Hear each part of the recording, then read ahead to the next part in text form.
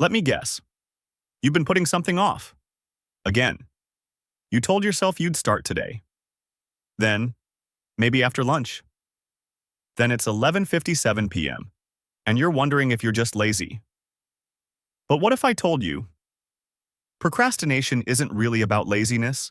In fact, for most people, it's something much deeper. Today, we're going to uncover the real reasons why we procrastinate, reasons that are often misunderstood, and how to finally overcome them with practical, realistic solutions. Because the truth is, until you understand why you keep putting things off, you'll never know how to break the cycle. And hey, if you're already feeling seen just a few seconds in, then this is your moment to pause and hit like, subscribe, and share this video with someone else who keeps delaying their dreams. Alright, let's dive in. One of the most overlooked reasons we procrastinate is perfectionism. We often think of perfectionism as a good thing, setting high standards, aiming for excellence. But in reality, perfectionism is usually fear in disguise. Fear of being judged. Fear of producing something not good enough. Fear of falling short of our own image. So what happens? We delay. We don't start. Because if we never start, we never risk being exposed.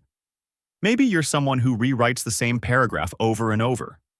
Or you can't move past the planning stage of a project. It's not because you're lazy. It's because you're scared the final product won't be as amazing as the vision in your head. To beat this, start by giving yourself permission to be messy. Just begin with a version 1, not the final draft. Use time boxing to limit how long you obsess over something, and shift your focus from being perfect to simply making progress. Because real growth lives in the doing, not in endless thinking. But perfectionism isn't the only hidden cause of procrastination. Another big one? Fear of failure. This isn't just about worrying something won't work out.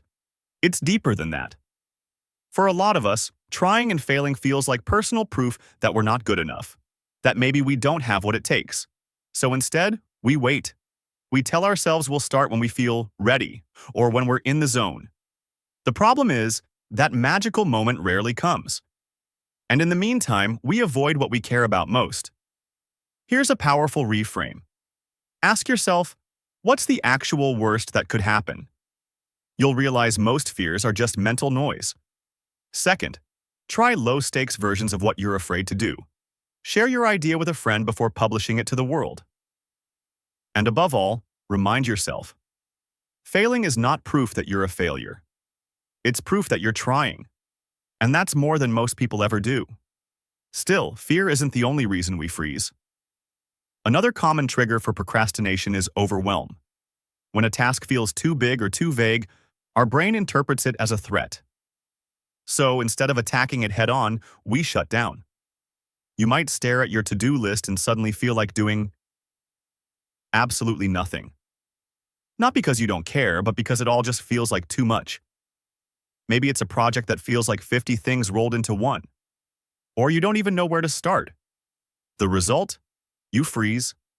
To break that paralysis, start small. Instead of write the paper, aim for write one sentence. Instead of clean the house, aim for clear the table. You can also try the 2-minute rule. If it takes under 2 minutes, do it now. If it's bigger, just start the smallest piece of it. Add visual timelines to map out the steps. When your brain can see the path, it stops panicking. Now let's talk about another massive factor that people rarely consider: exhaustion. Sometimes you're not procrastinating. You're just tired. Your brain is part of your body.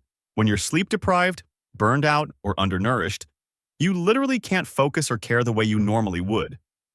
You might scroll for hours or stare blankly at your screen. Not because you're avoiding your goals, but because your system is depleted. And yet, we beat ourselves up for not being productive when we're running on empty. So what's the fix? First, rest.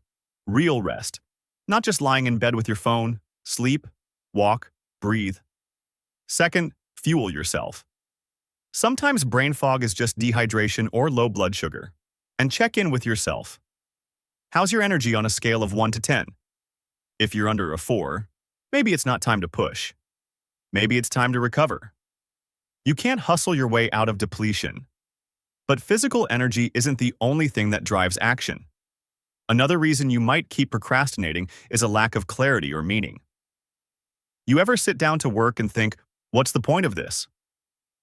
When a task feels disconnected from your values or future, your motivation drops. It's hard to push through something that feels pointless, especially if you're someone who craves purpose or creativity. You might be studying for a test that has no real-world relevance, or stuck in a job that drains your spirit, so you scroll, or snack, or daydream, not because you don't care, but because you don't connect. Try this. Ask yourself why this task matters to your future. Even a boring job might fund a meaningful dream. Turn the task into a game. Challenge yourself with timers, rewards, or tracking progress. And above all, reconnect it to something bigger than the task itself. Meaning turns friction into fuel. And finally, let's get honest about distraction. Sometimes we procrastinate simply because the alternatives are easier and more fun. Instagram, YouTube, Netflix, they give us instant hits of dopamine. Real work takes effort, delayed gratification, focus, so we drift again and again. But this doesn't make you lazy. It just means your environment is hijacking your attention. So what can you do? Create friction between you and your distractions. Log out. Use app blockers. Keep your phone out of reach during focus time. Or try the 10-minute rule. Tell yourself, I'll just work on this for 10 minutes. Chances are, once you start, you'll keep going. And hey, if any of this is resonating with you so far, now's a good time to hit the like button and subscribe. It helps us bring more honest, helpful content straight to your feed, and helps others find it too. So where does all this leave us? The truth is, procrastination isn't just about poor discipline or laziness. It can stem from perfectionism, fear, overwhelm, exhaustion, lack of meaning, or digital overload. And that's why the advice to just do it doesn't always work, because until you know your reason, you can't apply the right solution. So here's your challenge. Pause and ask yourself, why am I really procrastinating? What's your reason? Is it fear of failure? Feeling overwhelmed? Burnout? Maybe it's a mix of several. Now that you know the truth, you can stop blaming yourself and start taking action that actually fits you. And before you go, drop a comment below. What's your biggest reason for procrastinating? And what small action are you going to take today to break the pattern? If you know someone stuck in a cycle of guilt and delay, share this with them. Let them know they're not broken, they're just human. And now, so are you? A bit more self-aware and a bit more ready. One honest step at a time. See you in the next video.